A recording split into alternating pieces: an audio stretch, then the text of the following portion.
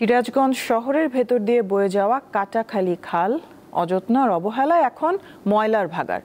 অপরিচ্ছন্ন পরিবেশে বাড়ছে রোগ ব্যাধি। বাসিন্দাদের অভিযোগ, এই খালের প্রতি নজর নেই পৌর কর্তৃপক্ষের। অবশ্য খালটি পরিচ্ছন্ন ও সংস্কারের উদ্যোগ নেওয়ার আশ্বাস দিয়েছে প্রশাসন।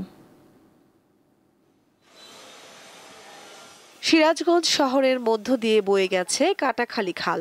একসময় শহরের জলাবদ্ধতা নিরসন ও পয়ঃনিষ্কাশনের জন্য খালটি ব্যবহৃত হলেও সংস্কারের অভাবে বর্তমানে ময়লা আবর্জনার ভাগাড়ে পরিণত হয়েছে এটি। খালের পানি হয়েছে মশার প্রজনন কেন্দ্র।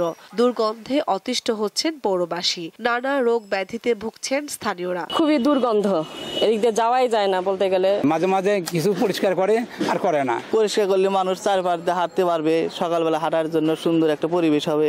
ময়লা আবর্জনা এটা তো হচ্ছে অনবরত সব সময়। 2019 সালে পানি উন্নয়ন বোর্ড ও পৌরসভার দুটি প্রকল্পের আওতায় খালটি পুনঃ খনন করে কাজ শেষ করা হয় 2020 সালে। খালের সৌন্দর্য বর্ধনে 700 কোটি টাকার প্রকল্প একনেকে পাশ হয়েছে বলে জানালেন পৌর প্রশাসক।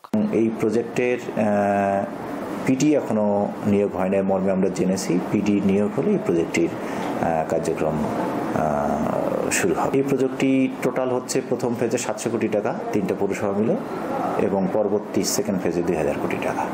তবে শুধু আশ্বাস নয়, খাল সংস্কারে দ্রুত কাজ শুরুর দাবি পৌরবাসীর।